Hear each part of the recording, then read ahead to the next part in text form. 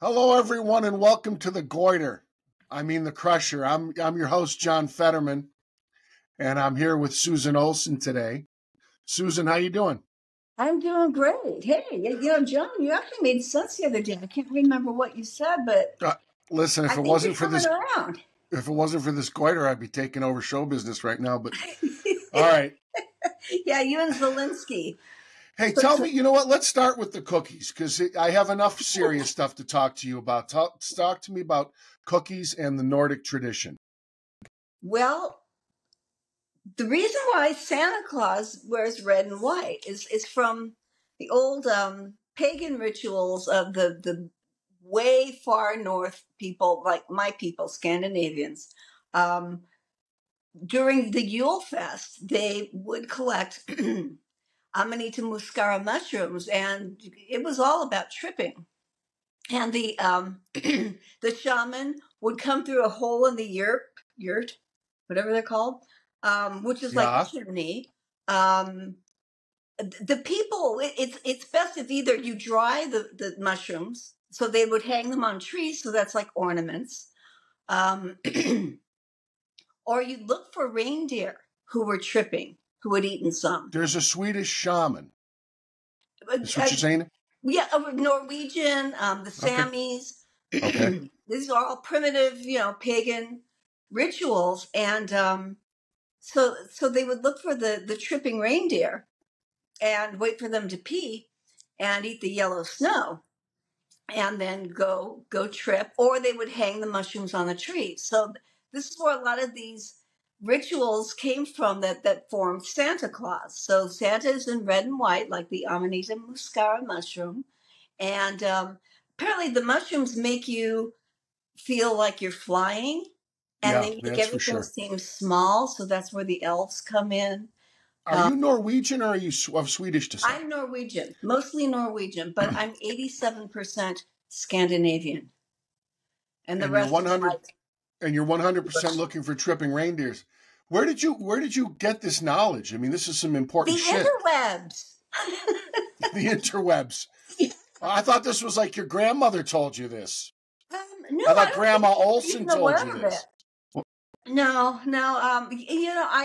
I really regret not talking to them more about. I mean, gosh, I was talking to someone last night at a party about how my grandfather was shipwrecked on an island, and he was a merchant marine, and he saved the dog, and he and the dog were on this island for a couple of days before they got rescued. I don't know anything about it, and I wish I was like, I think I was 3 at the time that he went to a nursing home, and Yeah.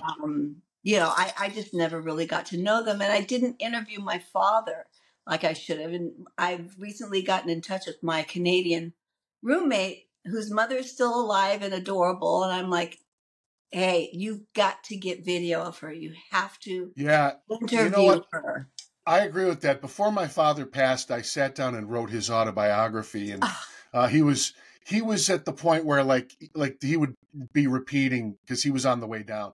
A lot of the stories would repeat, like we'd get a lot of reruns. But it's funny that we don't have more appreciation for our elders until we become them.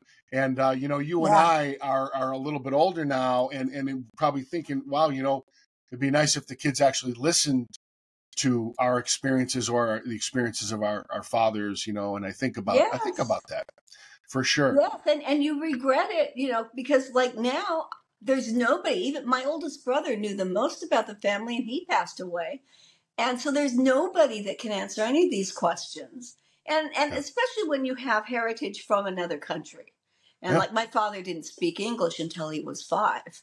Yeah. And but they were the kind of immigrants that said, this country is so wonderful. We love it so much. We no more. It's too bad because they lost a lot of their culture, but they said no more speaking Norwegian in the house or speaking English, because we are Americans and we love America.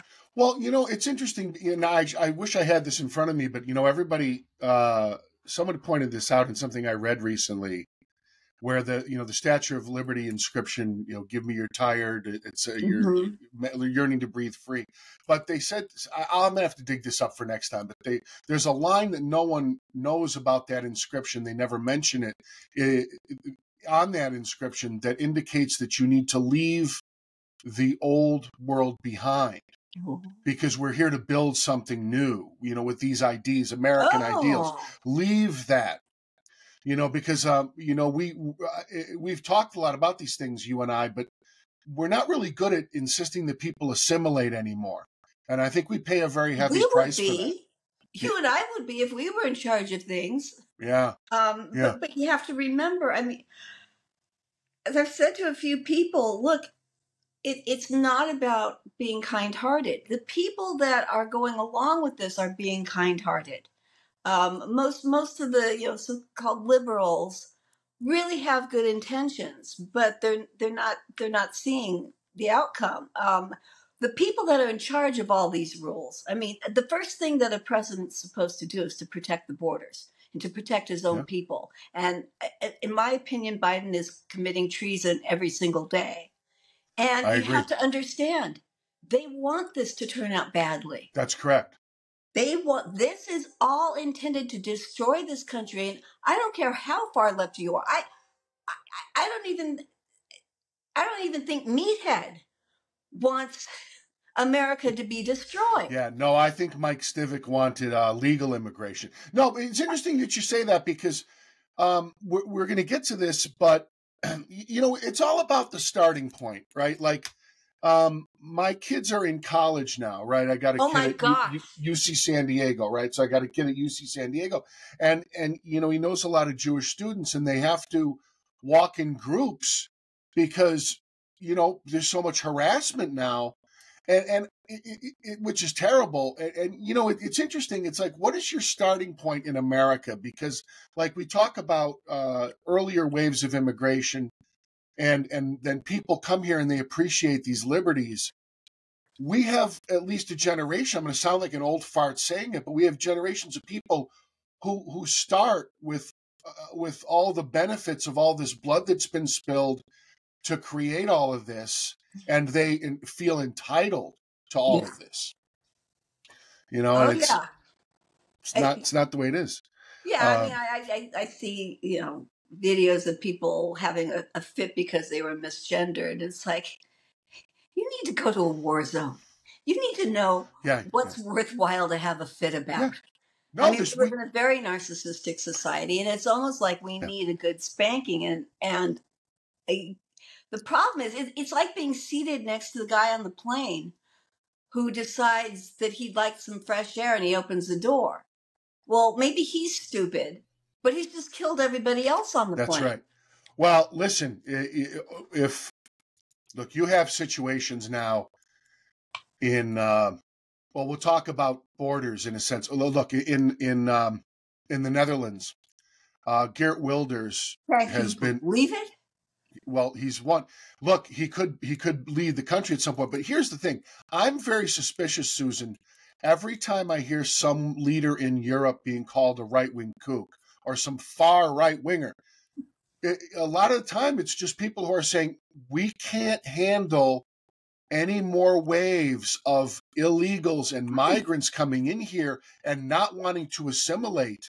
In Ireland, you have an Algerian who shoots like 5 people. He's been in the country on welfare for 20 years, and the media immediately reports this as they don't want to report on the ethnicity of the guy. Yeah, there's things going on in Europe. We're bringing that here.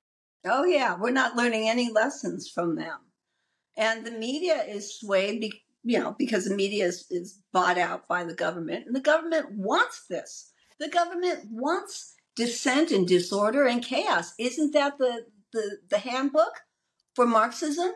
You create enough chaos that the people will want anything. Well, it's funny you should mention that, Susan, because the podcast I did yesterday, which you should watch this, by the way, was with David Horowitz. You know David, right? Oh, David, yes. Yeah. Well, we had a great discussion, and one of the things, and I think it'll be interesting for you and I to talk about it, because people have a sense, Susan, that there's something very wrong. You and I would say it's cultural Marxism, because we spend probably more time thinking about the underpinnings of this. I sometimes wish I didn't. Most people are just going through their lives. They're not all involved in communications and media. But Susan, there is a cultural Marxism at the underpinnings of this. And I keep trying to tell people this is hard left versus Americanism. It's not Democrat and Republican. There's people who want to tear this shit down, Susan. It's not right and left. It's top and bottom. And the elites, I don't know what their game plan is really, because it seems like life would be pretty boring with nothing but servants and elite people. But they want you miserable, and they want you dead, and that's it. By the way, I want to jump in. One thing David mentioned, and he's written books about this, called The New Leviathan. The left has 13 times more money than the right, and they are the elite. And everybody thinks that the conservative, the country club Republicans and the Republicans have all the money. The left has the money. Mm-hmm. And a lot of these universities that have gone to hell are tax-exempt charities. So the taxpayers are deprived of billions of dollars while they practice their insanity, which we're going to get to, too. Yeah, I mean, it's like, look at rock and roll. Like, okay, wasn't rock all about, being for the common man and not the man? Since when do rock bands shill for big pharma? Rolling Stone. Look what it's become. The Foo Fighters. And they lost their drummer under what I think are suspicious circumstances. Tell me, explain, fill me in on that news. I don't think Taylor Hawkins OD'd. You don't think so? I mean, he got myocarditis. You think? It was all the markings of a jab death. And even has that been reported, Susan? Are you guessing? Are you guessing? Are you guessing? I'm guessing, okay. And I'm not an expert, and I didn't know the guy that well, but I really don't think he would have been overdosing just hours before a show. Well, let me give you another example. Rolling Stone, which used to be the counterculture, is now the elite culture.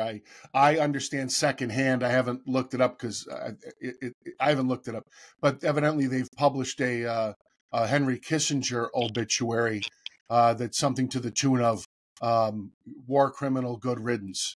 This was their obituary of Henry Kissinger, so. I don't know that much. I don't know enough. By the way, she's here to see you because what's her name? Loves you. Bellatrix. Very nice. Bellatrix. Yeah. She came with her name.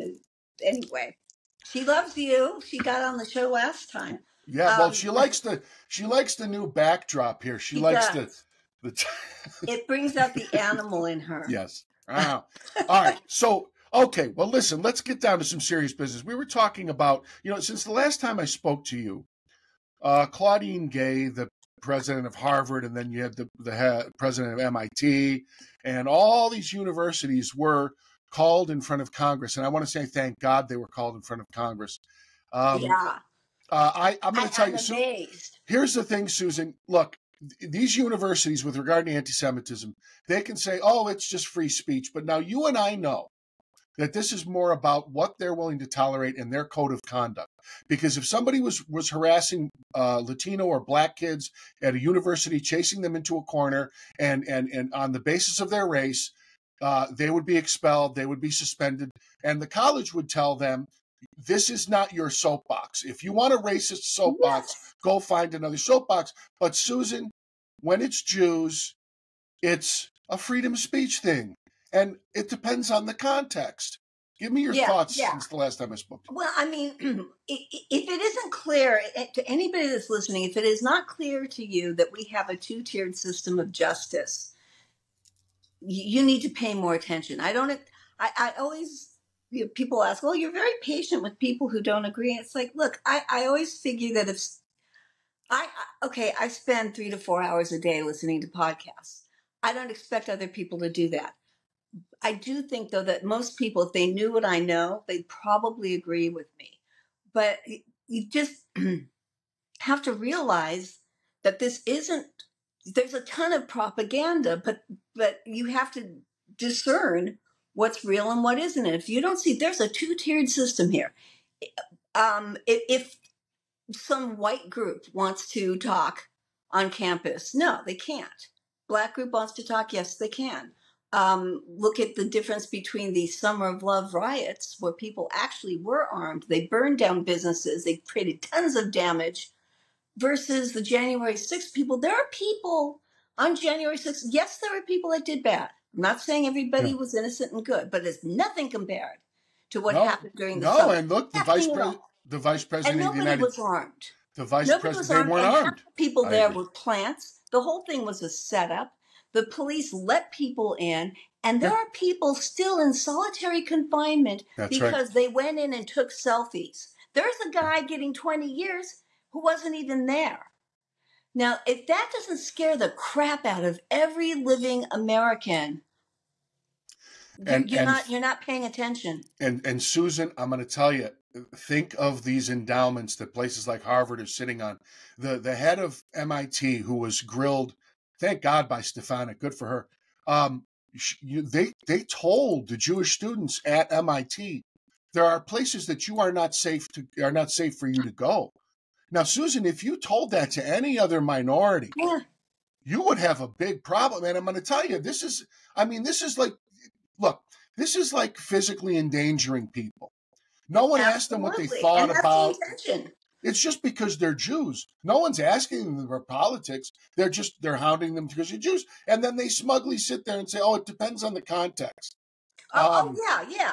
And I love don't send your kid to these colleges. Susan, these people got to stop. It has no value. These are elite schools, by the way. Unless you're studying a hard science, why would you give them $75,000 a year?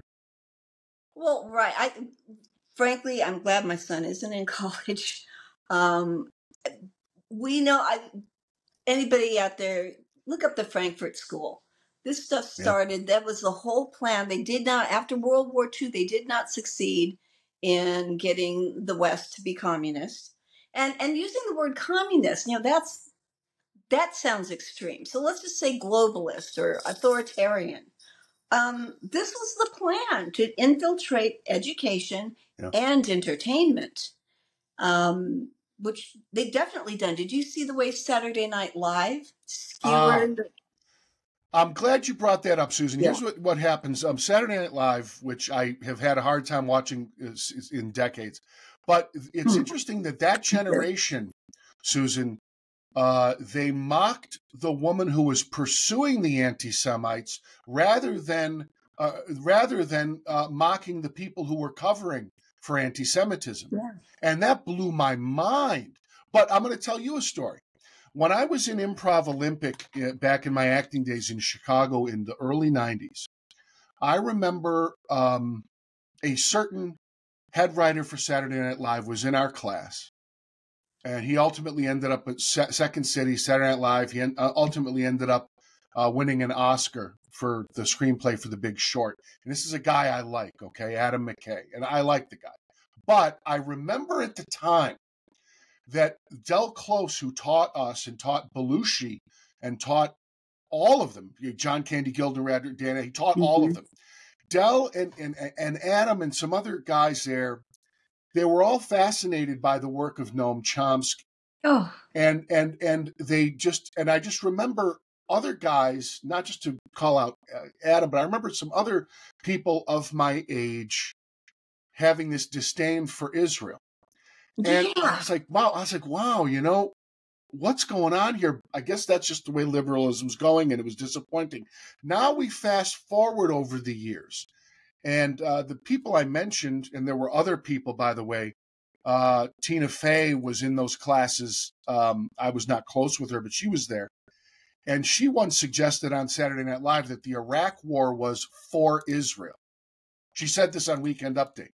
Now, you come to now, I'm going back 30 years. 30 years later now, and you have a generation of people on Saturday Night Live who they're mocking the person who pursued anti-Semitism.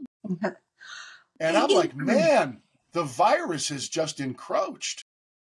You and I grew up in a time where I don't know about you, but I used to always think, what would I have done?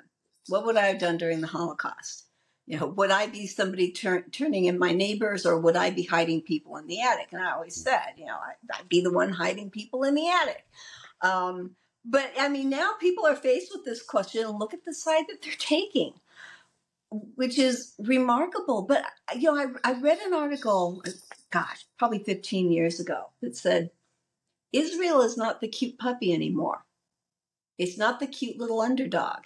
It can take care of itself. It can be very powerful. It is very powerful. So it's lost the compassion of people who are very superficial. Yep. And the fact that they see Palestine as the underdog is just, well, I call it Islamunism.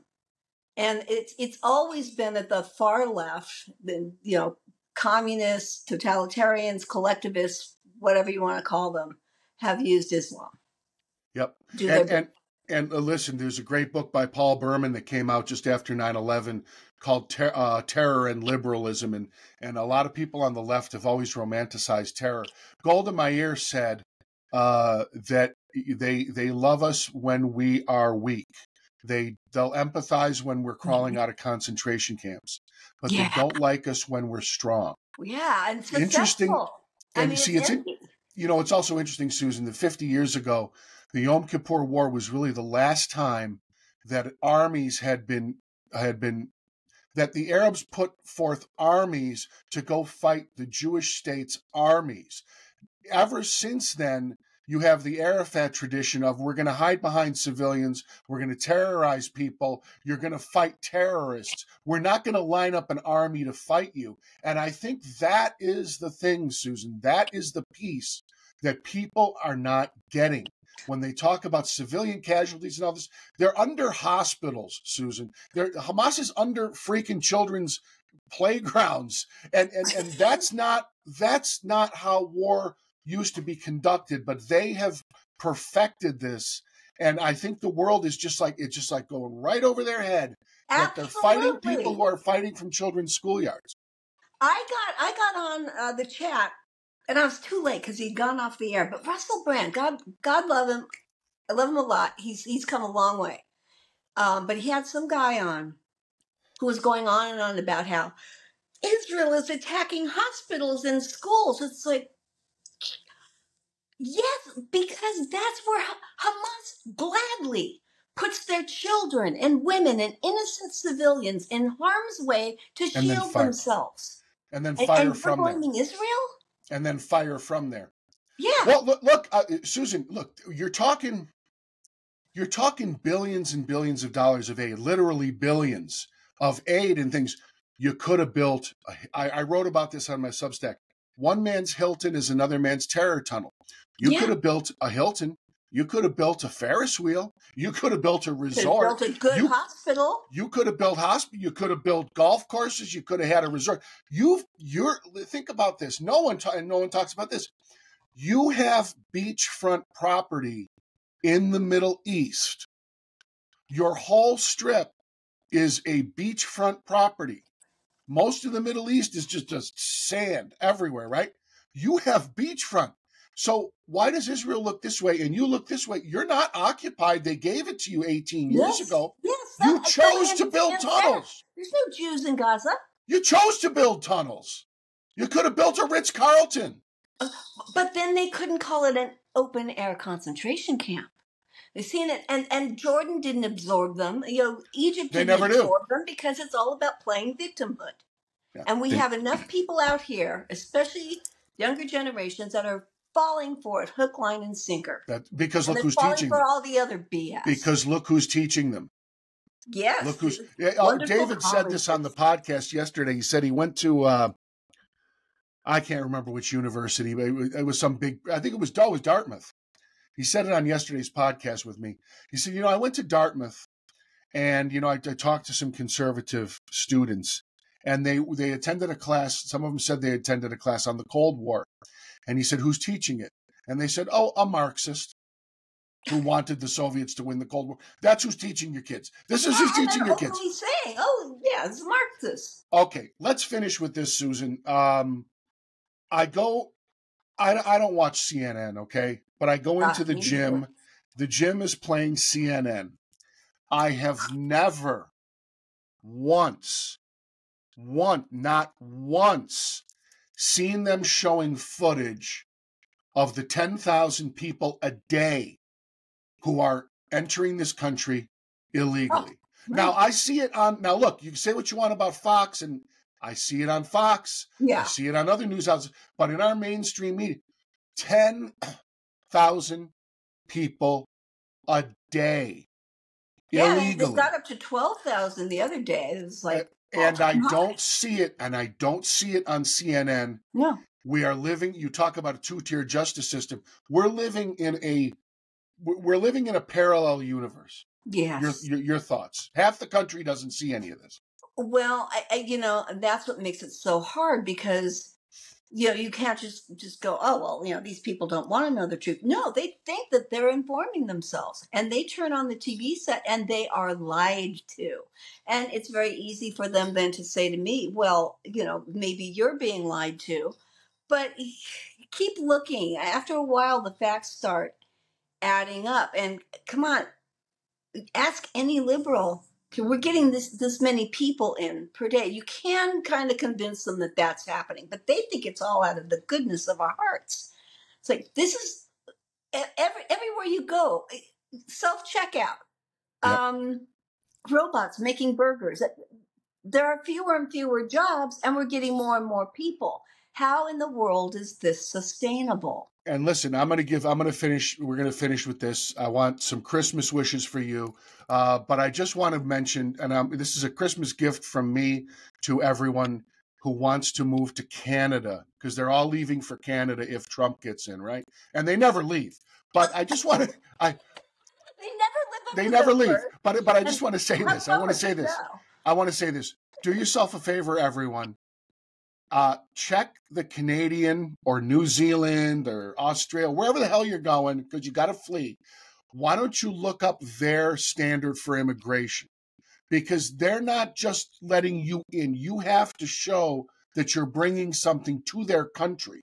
It's only our country where it's just a free-for-all. The you know what I mean? only one, although they were doing kind of a free-for-all in Europe because that was the plan. Hungary looks good. What's that? Hungary looks good, and Argentina. Oh, Hungary looks real good. Now, why is it that the guys on our side, the leaders on our side, have such funky hair? That's true. The Argentinian guy. Yeah, he's got the 70s. He's got the 70s. He's got, like, you know what he's got? Hair. He's got 70s British hair. Have you ever noticed a lot of British guys are hanging on to that? I like that.